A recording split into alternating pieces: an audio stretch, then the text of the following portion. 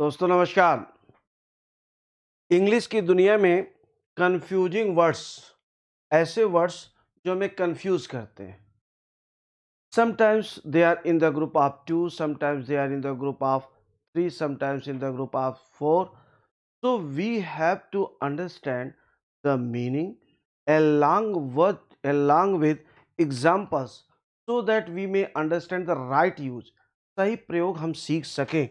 तो ये जो कंफ्यूजिंग वर्ड्स हैं, ये हमारे एग्जामिनेशन के पॉइंट ऑफ व्यू से, हमारे जीवन में जब हम इंग्लिश का यूज़ करते हैं उसके पॉइंट ऑफ व्यू से, तो ये बहुत ज़्यादा ज़रूरी है।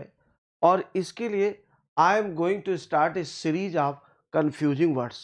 कंफ्यूजिंग वर्ड्स की एक में that will be a comprehensive series of confusing words की कॉम्प्रिहेंसिव सीरीज होगी। तो जो पहली शुरुआत में हम लोग चलेंगे, वैसे ही जैसे मैं चलता हूँ हमेशा कि फ्रॉम जीरो टू टॉप शुरुआत हम लोग करेंगे, फिर धीमे धीमे हम लोग आगे बढ़ेंगे, इसको समझेंगे। तो ये देखिए आपके सामने पहला सेट है, एक्सेप्ट है। एक्सेप्ट का मतलब होता है स्वीकार करना। तो जो एक्सेप्ट है, दिस इज ए वर्ब। और ये एक्सेप्ट है, एक्सेप्ट का मतलब होता है सिवाय या को छोड़ करके भी होता है। एक्सेप्ट का मतलब को छोड़कर, को छोड़कर। लेट अस सी। जैसे अगर हम सेंटेंस बोले कि आई एक्सेप्ट योर प्रपोजल, भाव क्या हो गया? मैं आपका प्रस्ताव स्वीकार करता हूं। I accept your proposal. Now this is the use. भाव क्या हो गया? मैं आपका प्रस्ताव स्वीकार करता हूं। I accept your proposal. Let us see. I accept your proposal. अब इसमें आप देखेंगे कि आगे दिया गया है कि he can teach, he can teach anything, वह कुछ भी पढ़ा सकता है, एक्सेप्ट हिस्ट्री, हिस्ट्री को छोड़कर। तो भाव क्या हो गया कि वह इतिहास को छोड़ करके कुछ भी पढ़ा सकता है, दैट इज एक्सेप्ट हिस्ट्री। आगे देखिएगा, एक्सेस है। एक्सेस का मतलब पहुंच होता है, तो ये पहुंच है, दैट इज नाउन। और ये एक्सेस है, एक्सेस माने अधिक, अति या अधिकता किसी चीज की होती है, that is access, that is also known. Let us have a look. जैसे अगर हम ये बोलते हैं कि I have an access to my boss, access के साथ प्रपोजिशन टू लगता है। I have an access to my boss. भाव क्या हो गया कि मेरी बॉस तक पहुंच है। और हम ये कहते हैं you should not do anything in excess. आपको कोई भी चीज एक्सेस में यानी अति में या अधिकता में नहीं करनी चाहिए। क्वेश्चन नंबर 3 को देखें। अफेक्ट और इफेक्ट दिया गया। तो अफेक्ट जो है यह वर्ब है, इसका मतलब होता है प्रभाव डालना। तो अगर हम ये कहते हैं कि हार्ड वर्क, कठिन परिश्रम, hard work can affect, affect your health. भाव क्या हो गया कि परिश्रम आपके हेल्थ को प्रभावित कर सकता है। इफेक्ट में दोस्तों हम लोग चलेंगे और इफेक्ट को हम लोग थोड़ा सा देखेंगे, कुछ इस तरह से देखेंगे। इफेक्ट क्या है? इफेक्ट बाय द वे, यहाँ पे जो इफेक्ट लिखा गया है वह केवल आपका इफेक्ट जो है वह केवल यहाँ पर नाउन के रूप में लिया गया है। लेकिन इफेक्ट देखिए, इफेक्ट है क्या क्या। इफेक्ट को जरा समझेंगे। What is effect? इफेक्ट क्या है? इफेक्ट का मतलब दो होता है। एक तो होता है प्रभाव, ये नाउन के अर्थ में हो गया प्रभाव। लेट अस सी। नाउन के अर्थ में यह प्रभाव हो गया, ठीक है। इसको हम लोग देखते हैं। और इफेक्ट माने प्रभाव हो गया नाउन के अर्थ में। और ये वर्ब के अर्थ में, ये वर्ब भी होता है, इसका मतलब होता है काज टू हैपन। इसका मतलब होता है उत्पन्न करना, काज टू हैपन। इसको भी देखते जाइए, that is cause to happen. अब यहाँ पे हम लोग देखेंगे, अगर हम ये बोलते हैं the effect of hard work is success. भाव क्या हुआ कि कठिन परिश्रम का प्रभाव सफलता है। हम प्रभाव की बात करते हैं, तो ये हम हो गया इफेक्ट हमने किया। और इसी तरह से अगर हम ये कहें कि हार्ड वर्क प्रभाव हमने बोला, कठिन परिश्रम का जैसे हम बोलते हैं परिणाम, उसी तरह से हमने प्रभाव बोल दिया। उसका प्रभाव क्या है? सफलता है। या जब हम हार्ड वर्क करते हैं, या हम इस तरह से कई तरह से हम बोल सकते हैं। हम ये भी बोल सकते हैं कि you advise him properly but there is no effect of your advice on him। भाव क्या है? आपने उसे ठीक तरह से समझाया, एडवाइस किया, सलाह दिया, लेकिन आपके एडवाइस का, आपकी सलाह के उस पर कोई प्रभाव नहीं है। तो हमने क्या बोला? There is no effect of your advice on him. उसके ऊपर आपकी एडवाइस का कोई प्रभाव नहीं है। अब यहाँ पे हम देखेंगे, एक तो ये हो गया, दूसरा हम ये भी चाहें तो कर सकते हैं। लेट अस सी, अगर हम इसको देखें कि हार्ड वर्क, गौर करेंगे कि हार्ड वर्क इफेक्ट्स सक्सेस। भाव क्या हो गया कि हार्ड वर्क से सफलता उत्पन्न होती है, उन्हें हार्ड वर्क सफलता उत्पन्न करता है। इस नाउन के अर्थ को, ये नाउन हो गया, ये वर्ब हो गया।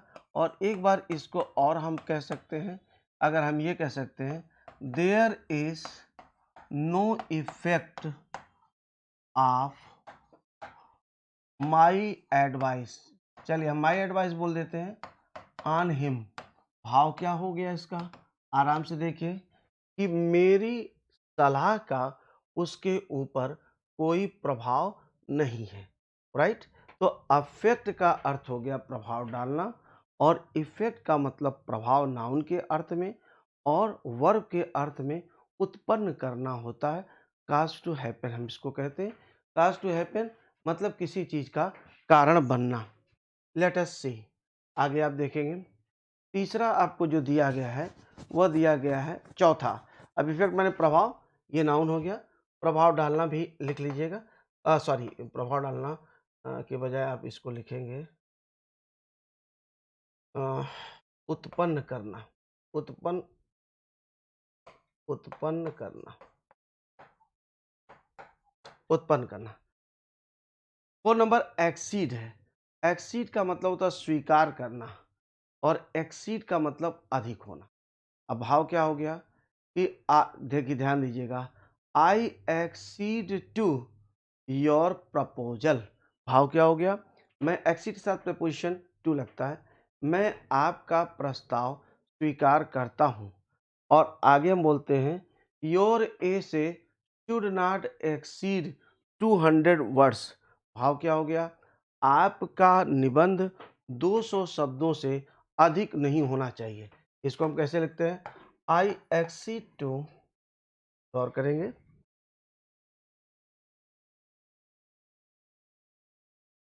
आई एक्सीड टू योर प्रपोजल। मैं आपका प्रस्ताव स्वीकार करता हूं। दूसरा हो गया योर ए से, योर ए से शुड नॉट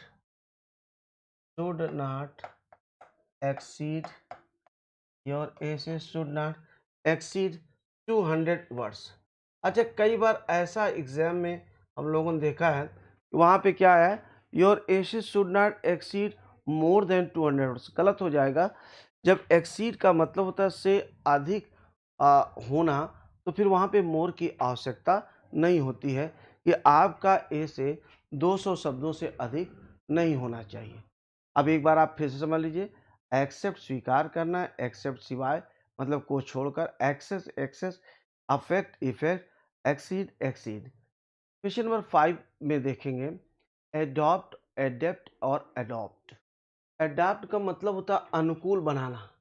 जैसे किसी चीज को हम अनुकूल बनाते हैं, अगर हम ये कहते हैं we must adopt ourselves to circumstances. भाव क्या हो गया? हमें अपने आप को स्थितियों के, परिस्थितियों के अनुकूल बनाना चाहिए, मतलब उसके अनुसार ढाल लेना चाहिए। एडेप्ट, एडेप्ट का मतलब चतुर, ध्यान दीजिएगा, एडेप्ट दिया गया है, एडेप्ट का मतलब होता है चतुर।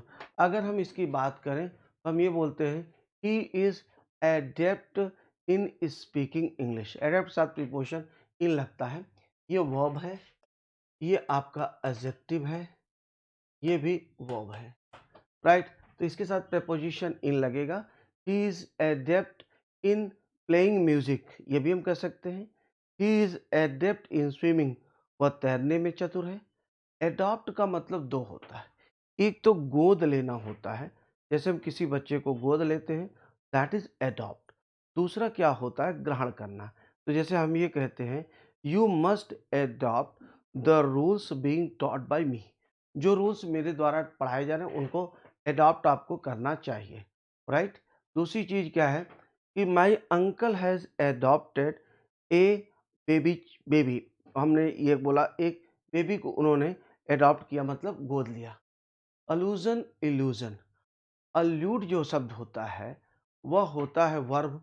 इसका मतलब, अलूड शब्द का मतलब होता है कि परोक्ष संकेत करना, अप्रत्यक्ष संकेत, ये नाउन है। अलूजन है, इसका मतलब होता है अप्रत्यक्ष यानी परोक्ष संकेत। तो हम ये कहते हैं I don't like allusion, please speak plainly, मुझे परोक्ष संकेत नहीं पसंद है कि आप किसी का हवाला दे करके कृपया साफ साफ बात करें। आप जैसे कहते हैं कोई व्यक्ति बैठा है और आप ये कहते हैं कि उसकी तरफ अप्रत्यक्ष संकेत, परोक्ष संकेत करते हैं कि भाई कुछ लोग ऐसे होते हैं जो देर से आते हैं, उन्हें अपनी आदत सुधारनी चाहिए। ऐसे मत बोलिए ना, सीधे बोलिए कि मिस्टर सोहन देर से आते हैं, इनको अपनी आदत सुधारनी चाहिए। तो अलूजन यही हो गया, मिस्टर सोहन न कह करके आप जब ये कहते हैं कि कुछ लोग देर से आते हैं। इल्यूजन का मतलब होता है मृग मरीच का माया भ्रम इंद्रजाल। हम जैसे कहते हैं भ्रम है, मतलब वो चीज़ है नहीं, हमको दिखाई पड़ रही। तो हम इसका बहुत अच्छा एग्जाम्पल लेते हैं, लाइफ इज एन इल्यूजन, यह जीवन ही भ्रम है, हम लोग सब लोग भ्रम में जी रहे हैं, दैट इज इल्यूजन। आल्टर का मतलब वेदी होता है और आल्टर का मतलब बदलना। तो यहाँ पे देखिए ये दोनों बोथ आर नाउन्स, आल्टर ये भी नाउन है और ये वर्ब है। तो आल्टर हम कहते हैं we must sacrifice all things at the altar of our country, अपने देश की वेदी पर हमें सब कुछ समर्पित करना चाहिए। ऑल्टर का मतलब वेदी होता है। दूसरा ऑल्टर माने बदलना, ऑल्टर माने बदलना। देखिए आप लोग जैसे जीन्स वगैरह लेके आते हैं उसमें ऑल्ट्रेशन कराते हैं, लंबी होती है तो उसको आप कटिंग कराते हैं या उसमें टाइट वगैरह कराते हैं, दैट इज कॉल्ड ऑल्ट्रेशन। तो हम ये कहते हैं कि now I am going to alter my time of teaching, मैं अपने टीचिंग के टाइम को बदलने जा रहा हूँ। असेंड अगर हम कहते हैं तो चढ़ना होता है, और यहाँ पे देखिएगा असेंट जो है वह चढ़ाई है, ये नाउन हो गया। और असेंट ये नाउन भी है और ये वर्ब भी है, मतलब स्वीकृति भी है और स्वीकृति देना भी होता है। तो हम बोलते हैं the ascent to that mountain या दैट हिल, उस हिल की, वो जो पहाड़ी थी उसकी असेंट, उसकी चढ़ाई, चढ़ते ना, चढ़ाई was very tough, was very difficult, बहुत कठिन थी। दूसरा हो गया ascent, I give my assent to your proposal, भाव क्या हो गया, मैं अपने, अब मैं आपके प्रस्ताव के प्रति अपनी स्वीकृति देता हूँ। या हम वर्ब के रूप में क्या बोलते हैं, आई असेंट टू योर प्रपोजल। अगला दिया गया ऑल टुगेदर, एक साथ।